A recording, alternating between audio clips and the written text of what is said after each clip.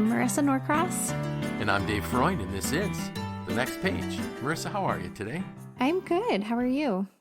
I'm good. It was a beautiful, bright day today. Yeah, we've had a few days of sun, and it's just seeing the sun makes a big difference for me. It does. It makes all the difference. It was so bright today that when I went to bring in my garbage cans, I put sunglasses on because it was so bright, reflecting off the snow. It was beautiful. Yep, spring isn't too far away.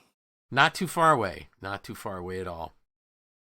So, did I surprise you with the post that went out this morning? Yes. I did not know what to expect when I, first saw the email come through. And it's funny because the park that you wrote about that we'll be talking about today is a park that I've driven by many of times. My eye doctor used to be near this location, and I would always drive by it, and I had no idea what it was. So right. I'm kind of glad that this is what you chose, because now I finally know. Yeah, and I didn't know what it was either. And so actually I was on my way looking for another monument that I had told you before we hit record. I still have not found. And I'm almost wondering if perhaps at some point that monument was stolen because it was bronze. And I would not be surprised if it had been stolen. Or maybe it was just moved to safekeeping. I'm not sure. But I was driving toward that monument, and I drove past this park, and I said, you know what? I need to stop. And I walked in to the park area inside the fences, and I came across this memorial that I had seen before, this monument that I had seen before in pictures, but never really dug into the story. And so this is really, so the name of the park right now is Fayette Firefighters Park. And you had mentioned the names it had previous to that. What were they? I forgot. Yes.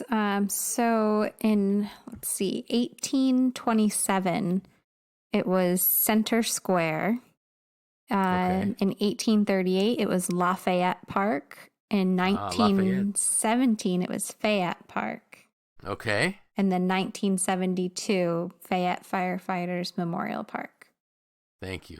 So it's got, even the park itself has a rich history. And I really like the fact that they took what is really a beautiful green space right in the center of the city to set up memorials to firefighters. And the title of the post that went out this morning was The Heroes Among Us. And I don't think that we give enough honor and respect to those in our community that are firefighters. 67% of the firefighters in the United States are volunteer. And one of the things I noticed when I went into this park, the large monument on the east side of the park, and the monument facing east, was originally constructed to memorialize the firefighters that died in the Collins Block fire. And as a kid growing up in Syracuse, I heard, periodically about the Collins Block fire. It was clearly the worst loss of life for firefighters in the city of Syracuse. And it occurred on February 3rd, 1939. And there was a building on East Genesee Street, 225, I believe it was East Genesee Street. Inside the building, thankfully the only thing in the building at the time in operation was the Keep restaurant. And at about 2 a.m., the first fire alarm goes off, and the Syracuse firefighters arrive on the scene. And by 4 a.m., they had extinguished the fire. So this must not have been too bad of a fire in terms of, hard to fight, because they were able to extinguish the fire by 4 a.m. And so they go into a cleanup mode when all of a sudden the ceiling of the basement starts to collapse, and the building just begins to implode. And 8 of the firefighters died in the collapse of the building. There's an article that was posted in our Syracuse Post Standard back, I'm going to think, Well, some of the articles I referenced go back to 1939. It would have been the Herald, but I think the Post-Standard did something on February 4th, 2016, kind of an anniversary of that.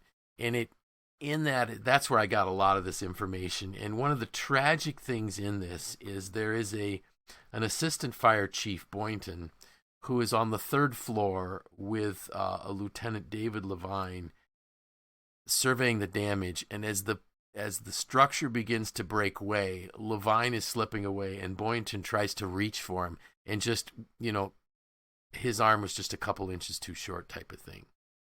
And he has to watch his friend and colleague, fall to his death into the building. The article talks about the fact that, that right after the collapse, you could still hear the firemen's moans. But at about 10 o'clock, just before 10, the outer walls of the building start to collapse. And there's just this very tragic statement that the fire chief has to make. And it was simply this: since the falling of the rest of the walls, all possible hope has been abandoned. The men are dead. And it was such a moving thing for the city of Syracuse that, imagine February day, frigid temperatures, about 10,000 people gathered outside just to try to be there for this rescue effort, type of thing.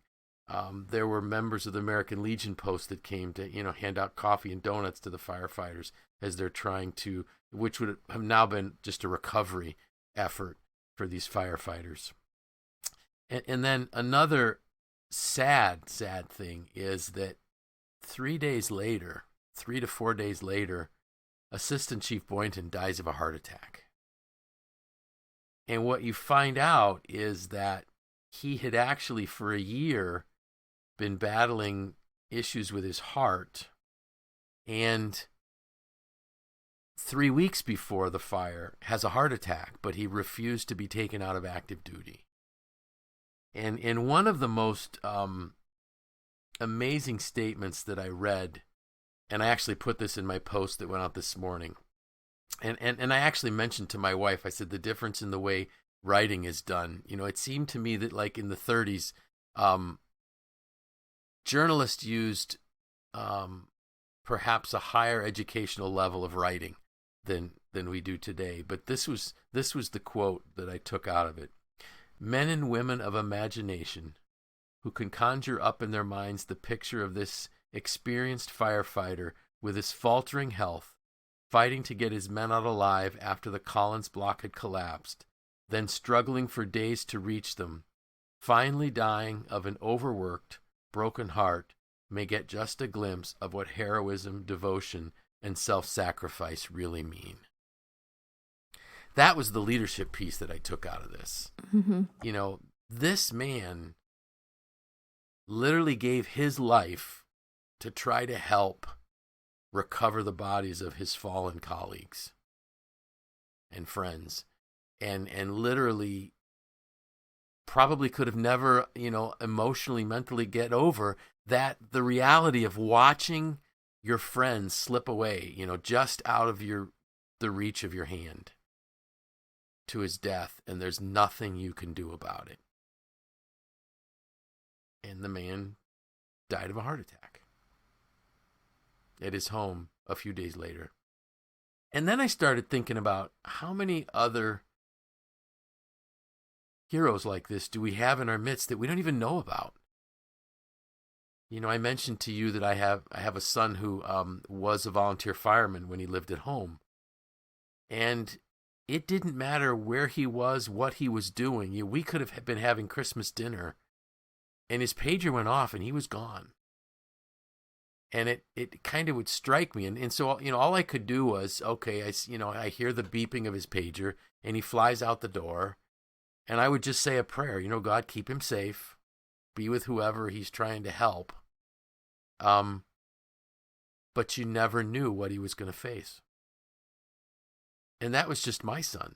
Mm-hmm. So how many other fathers or husbands or brothers and sisters are having those same moments of concern when somebody in their family's pager goes off? So there's, I tried to get some numbers together.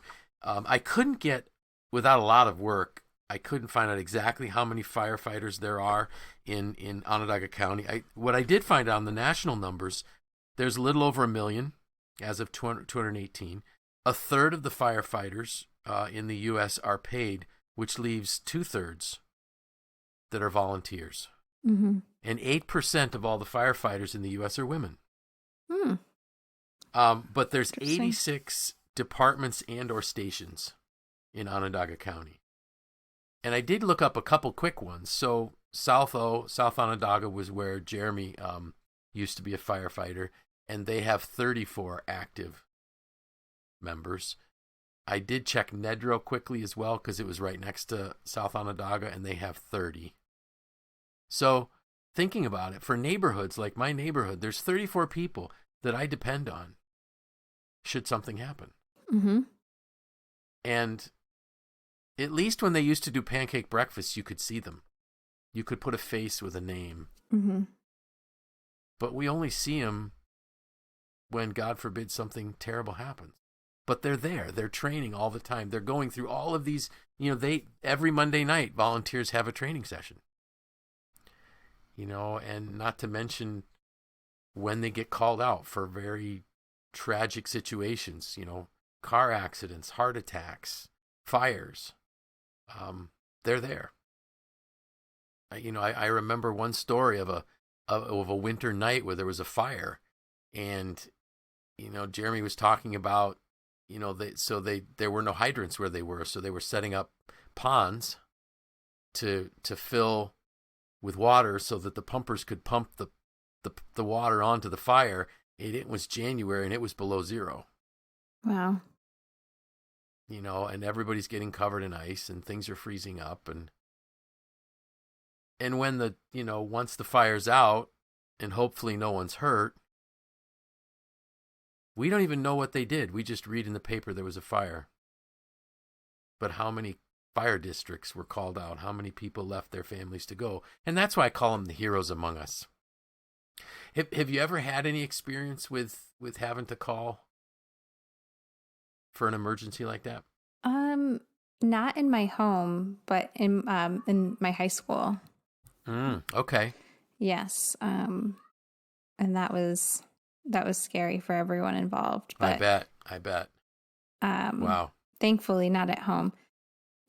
This also, I just, on top of I know we're focused on firefighters right now, Yep. but this also just kind of feels timely with the pandemic and, Yes. All of the people that are working in hospitals or Front in lines, first response, really any frontline worker. I feel exactly. like this idea of servant leadership is applicable Yes. in all of those places. Absolutely. Yeah. The thinking about the healthcare workers specifically going into COVID floors, Mm-hmm. specifically taking care of COVID patients, realizing that they are putting themselves at risk for somebody that they don't even know. It's the same type of thing. Mm-hmm. And you know what? I just realized that's probably the first time I have said the name of that virus since we decided we were tired of it last spring. That's funny.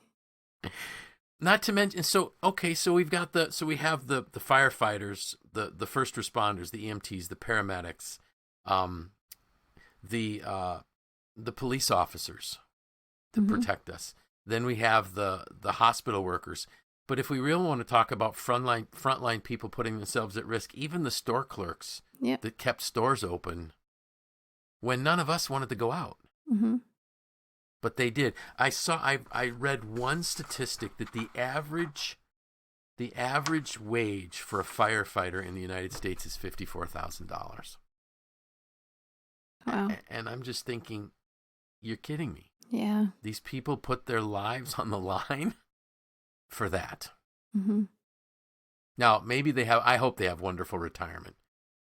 But then I think some do if they're municipal. But if they're volunteer, thankfully in New York State, there is some retirement funds for volunteer firemen. It's based on how many years of service you're in. Mm-hmm. There's some kind of a contribution that goes in. And I also believe they get some property tax breaks. Oh. Thankfully. Mm-hmm. You know, I'm thinking, wait a minute, if you're gonna work to protect your community, you better get a significant tax break. Mm-hmm. But one of the things I thought about was how many employees in our member companies are volunteer firefighters. Mm-hmm. And I'm really hoping that our member companies step up and find a way to recognize them. You know, how many in our member companies have folks that man rescue squads, maybe ambulance crews, that type of thing. I mean, thankfully, I've never had to call 911. Now, my dad did once. My dad, actually, I think he called twice. So he had a chimney fire once. Oh, wow. And he had a fairly new house, too. I think his house might have only been a few years old. And he had wood stove inserts in his fireplaces. Mm-hmm. And he had lit a fire and went back a little bit later and heard this roaring sound coming from his chimney, and he knew exactly what that was. So he called 911, and he said within minutes, the volunteers were there. They put the fire out. They disconnected his stove from the chimney, carried it outside into the lawn, ran some chains up and down in the chimney to make sure all the fire was extinguished. You know, and in a short order, they had done their job and they were gone. Mm-hmm. And, you know, nameless people. And so I remember my dad always saying, whenever the Amber Fire Department had a pancake breakfast, he wanted the entire family to go. And whoever could come would come, and he would make a significant donation to them because he realized that, you know, they saved his house. Yeah. And then I think he also had to call once when he thought he was having a heart attack. Mm-hmm. I think, but I could be wrong. But I know the fire one was real for him. And they're there in minutes. So, you know, the reason why I picked this, and it's a bit of a unique monument, but it's one that I want us all to really begin to appreciate the heroes that are among us and thank them. You know, all these fire departments are, you know, especially once the virus is gone and we can begin to interact more with folks, they're going to start having their pancake breakfasts and their chicken barbecues, and just go. Go and tell them thank you. Go and tell them you appreciate what they do. You know, sometimes there may be issues with flooding and things like that where they're working all kinds of hours. I remember when Oneida Lake was flooding some years back and there were sandbags being filled and things. People were just dropping off trays of food at firehouses. If there's a need, be there to help give back, because these people they're putting their life on the line for us. Mm-hmm. And most of them don't get a penny for it. So, again, a little different, but it truly is servant leadership. And thank you for bringing up the healthcare workers as well, because that's a huge part of it. And I don't know if we have a monument in Syracuse for our healthcare workers. Well, if there is, I'm sure you'll find it. Well, I'll try. You know, some might say it might be the hospitals that we have here, because we are blessed with some really amazing hospitals. We are. So I'm going to keep looking for more monuments. Does that mean you don't know what next week's monument is? I don't. I have a couple other pictures that I took when I was downtown. Okay. But I don't really know what next week's is, and I really want to try to find something that's a bit more obscure, because I want to bring attention to the folks that may not have had attention brought to them, so to speak. Mm-hmm. But the interesting thing is, like, I've driven past that park many times. I didn't know what it was. Yeah, me too. And that to my shame, because Mm-hmm. I've lived here 55 plus years of my life. Why don't I know that? I should. So we'll see. I will be out with my iPhone looking for more pictures. Alrighty. And more topics. Anything fun and exciting happening in the Norcross family? Not really. I mean, as we're recording this, we're coming up on Valentine's Day, and Yes. My girls love Valentine's Day, so we've been doing all kinds of Good. activities and baking and fun stuff. So it's really nice to Good. see to see them excited about something right now it's tough with winter and being inside so much. So it is. It's nice to see them light up like that. Yeah, good. And that is a great holiday for kids. I remember when I was in school, that was always a very special, very, very special holiday for the school. All right. I think that's it for today. All right. So with that, I'm Dave Freund. I'm Marissa Norcross. And this was The Next Page.